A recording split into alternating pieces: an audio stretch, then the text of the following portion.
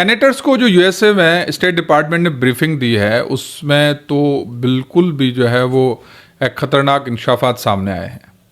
इसमें 3 बड़ी ऐसी जो है वो ख़बरें आई हैं वो हैरान कुन है। पहली खबर जो वो ये है कि यूएसए डिपार्टमेंट ने ख़ुद ये एतराफ़ किया है इस बात का कि ये जो ड्रोन्स हैं ईरान के, ये यूएसए के लिए सर दर्द बन चुका है। ये मैं आपको ये वीडियो में देख सकते हैं, ये गार्डियन की आपको न्यूज़ में बता रहा हूँ कि ये यूएसए डिपार्टमेंट खुद कर रहा है।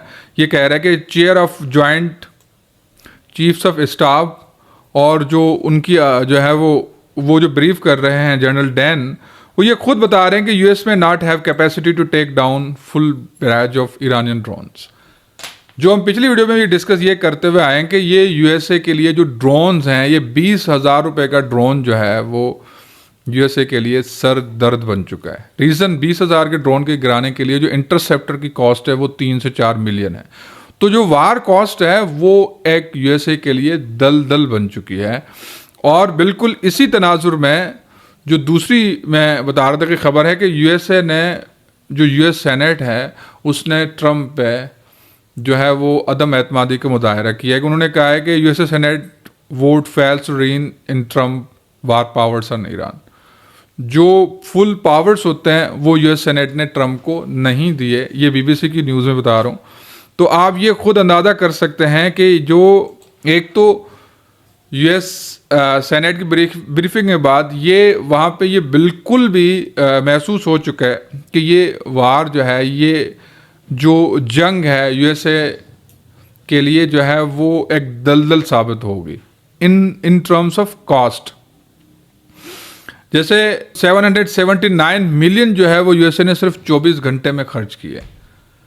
जो पिछली दफ़ा हमने डिस्कस किया कि 24 घंटे के लिए सिर्फ उनको जो है वो 779 मिलियन डॉलर्स खर्च करना पड़े, उसमें जो भी वार टेक्नोलॉजी है। तो अगर ये जंग ये इस तरह से चलती रही तो ये जंग जो है वो यूएसए के इकोनॉमी के लिए, बल्कि पूरा एक जो इकोनॉमिक स्ट्रक्चर है उसको ले डूबेगी।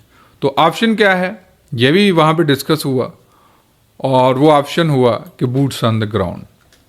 ये बात ब्लूमेंथल जो सेनेटर हैं, ये मैं आपको आप देख सकते हैं इसमें वीडियो में कि ब्लूमेंथल ने आके ये बताई बात। देखिए वो क्या कह रहे हैं। I am more fearful than ever after this briefing that we may be putting boots on. बता रहे हैं कि हमारे पास ये, मुझे तो पहले ही अंदाज़ा था, लेकिन इस ब्रीफिंग के बाद मुझे ये बात वाज़ेह समझ में आ गई है कि अब अगर हम इस तरह से चले, जो वार चल रही है, जो जंग चल रही है, तो यूएसए को ये जिस तरह से ये ले डूबेगी। तो हमारे पास एक ही ऑप्शन है, वो है बूट्स ऑन द ग्राउंड।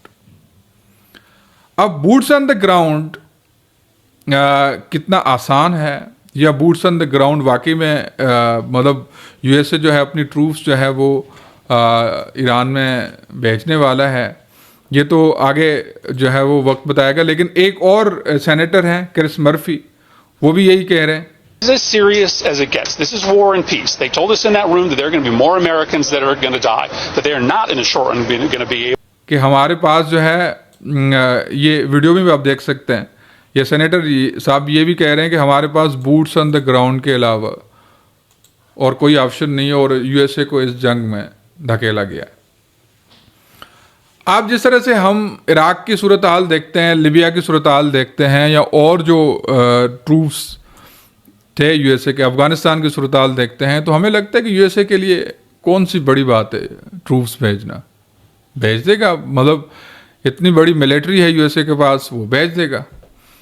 लेकिन ये बात हमेशा याद रखें कि Iran is not the Iraq, Iran is not Syria and Iran is not Afghanistan. ये कोई जज्बाती स्टेटमेंट नहीं है। पहले तो आए ईरान के मैप के ज़रिए हम ईरान की जो ज्योग्राफी है उसको समझने की कोशिश करें। अब अगर इस मैप में आप देखते ना, ये मैप अगर देखें तो ईरान को दो जो है वो साइड से समंदर है, सी है। एक आपका जो कतर है, ये पर्शियन गल्फ जिसको हम कहते हैं, गल्फ ऑफ ओमान, जो कि इधर आके आपको गवादर से लगता है, और चाबहार पोर्ट, और ये वाला रीजन ईरान का समंदर है, जहाँ पे अभी स्ट्रेट ऑफ हर्मुज को भी उसने बंद किया हुआ है। ये आप देख सकते हैं, स्ट्रेट ऑफ हर्मुज ने पूरी दुनिया का जो है वो जो इकोनॉमिक एक चौक है, वो चौक किया हुआ है बिल्कुल भी। तो ये अगर आप इस साइड से तो मिलिट्री किस तरह से उतार सकते हैं, ये पूरा समंदर है, और इससे आपको कितना, क्योंकि इब्राहिम लिंकन की अभी ये हालत है कि वो यूएसए दूर ले गया है। तो समुद्री रास्ता, दूसरा समुद्री रास्ता है ईरान का पीछे से है, कैस्पियन सी। ये वाला रास्ता जो है आप देखेंगे तो ये सेंट्रल एशियन स्टेट से तेहरान के साइड पर है, ये दूर से आप देखेंगे तो कैस्पियन सी, दो साइड समंदर होने की वजह से ट्रूप्स ऑन द ग्राउंड भेजना बहुत मुश्किल होगा, बड़ी दुश्वारी होगी। अच्छा, अब तीसरी साइड है सेंट्रल एशिया और अफगानिस्तान से, ये दश्त लूत डिज़र्ट है। ईरान को जो है वो लूत डिज़र्ट कितना ख़तरनाक है आप ये खुद अंदाज़ा लगा सकते हैं, खौफनाक डिज़र्ट है। तो वो डिज़र्ट एरिया होने की वजह से ईरान को ये बड़ा फ़ायदा है कि वो यहाँ से भी ट्रूप्स नहीं आ सकते। ये तीन साइडें हो गई, और ये सेंट्रल एशिया से माउंटेनियर एरियाज़ हैं, अज़रबैजान वाली जो साइड है, या वहाँ से माउंटेनियर एरियाज़ हैं, कुछ बर्फीले पहाड़ हैं या इस तरह से।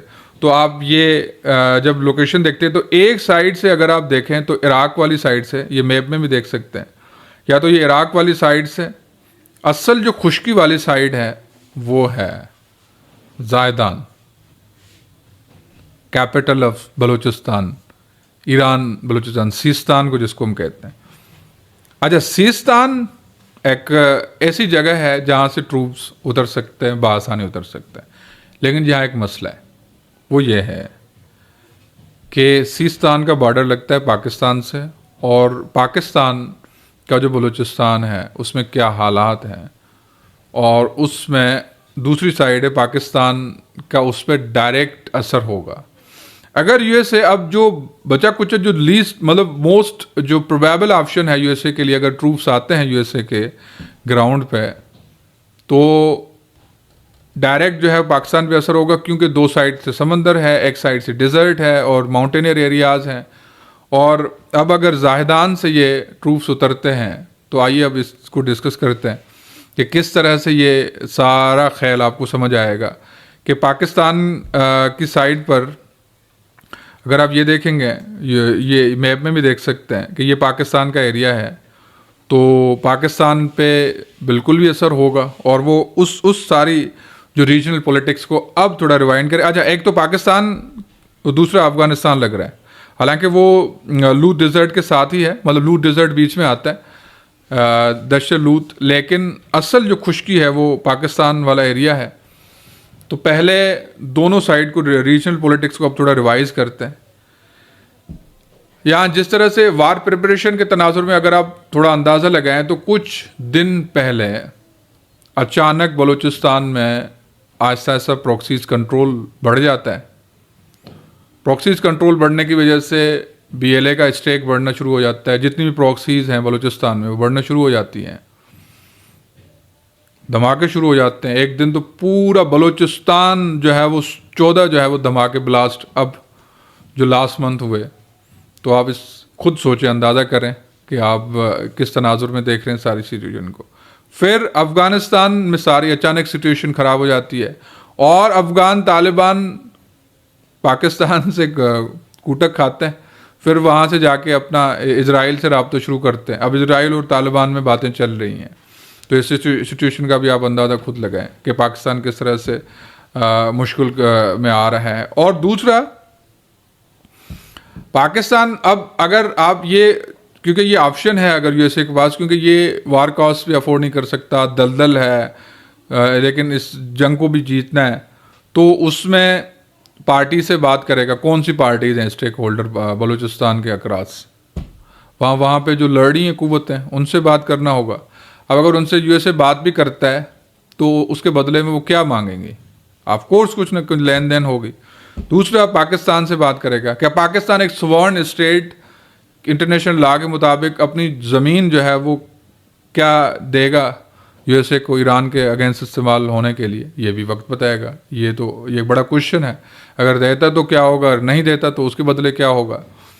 तो सारी चीज़ को कुल मिला के जो अगर हम इसको कंक्लूड करें तो यूएसए के लिए जंग without troops on the ground दलदल बनने वाली है, और यूएसए के लिए ये जंग जिस तरह से सेनेटर्स बता रहे हैं कि अगर वार कॉज के हवाले से भी बड़ी महंगी पड़ने वाली है, और यूएस सेनेट ने बिल्कुल भी कंसर्न शो किए हैं ट्रंप पे, जो है उन्होंने जो है वो कॉन्फिडेंस इतना शो नहीं किया।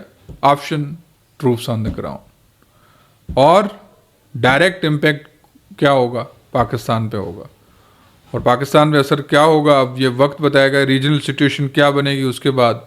और ये लेकिन अगर यूएसए अपना फेस सेविंग के लिए या इस दलदल से निकलने के लिए या इस जंग को आगे ले जाने के लिए अब उस नहज तक ये जंग ले आया है कि उसके पास ट्रूप्स ऑन द ग्राउंड के अलावा कोई ऑप्शन नहीं है। तो keep watching end of course will keep you updated with of course analytical view. Thank you for the watching.